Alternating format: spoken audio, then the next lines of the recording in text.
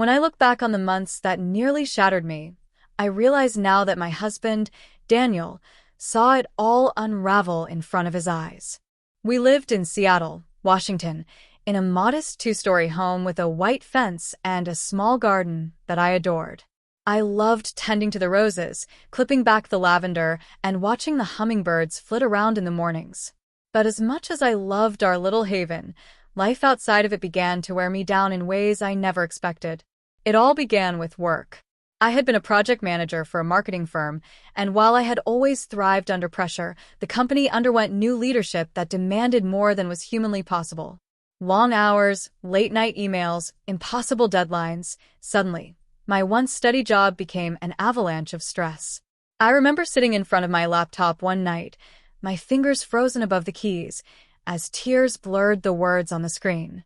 Daniel came into the living room, holding 2 mugs of tea, and froze when he saw me. "You okay, Emily?" he asked softly, setting down the tea.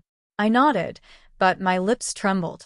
"I'm fine," I whispered, though we both knew it was a lie. That was the first time he really saw me crack, though I tried desperately to cover it up. Over the weeks, my exhaustion seeped into everything. I forgot to water my plants. I skipped meals. I snapped at Daniel for little things, dirty dishes, laundry left unfolded, when in reality, none of those things mattered. What mattered was that I was losing myself. I was burning out. One Friday evening, after another 14-hour workday, I walked through the door and collapsed on the couch. My hands shook as I tried to untangle my thoughts. Daniel sat across from me, his eyes filled with concern.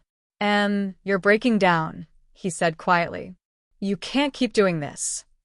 I wanted to argue, to insist I was strong enough, but I couldn't. My chest ached, and my throat closed up. For the first time, I didn't just let a tear slip, I sobbed. My husband watched as I broke open in front of him, the weight of months of silence spilling out.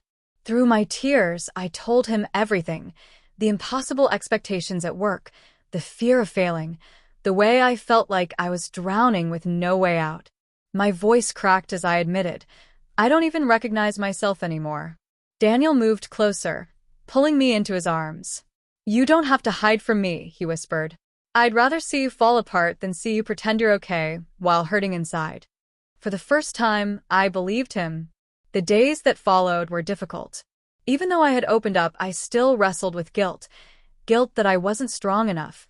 Guilt that Daniel had to watch me at my lowest. But instead of pity, he offered partnership. He started cooking dinner more often, even though he wasn't much of a cook. He left sticky notes on the bathroom mirror with words like, "You are stronger than you know." He encouraged me to talk about my fears, even when my voice shook.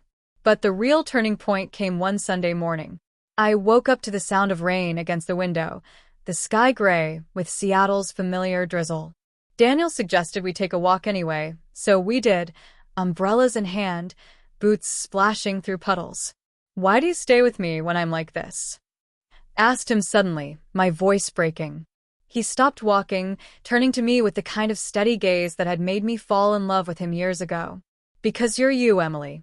You're not defined by your breaking point. You're human.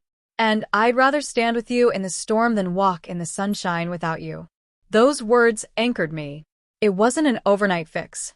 I had to make hard choices. I eventually left that toxic job, terrified but determined.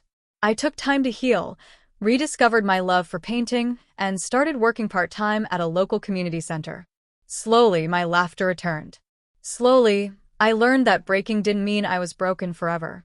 But the memory that lingers most isn't the moment I cried on the couch or the day I quit my job. It's the look in Daniel's eyes when he told me he'd rather watch me break than watch me pretend. Because sometimes the greatest act of love isn't fixing someone, it's standing beside them as they fall and reminding them they're not alone when they rise again. And that's exactly what Daniel did. He watched me break, but he also watched me heal. And in the end, I realized I didn't have to hide anymore.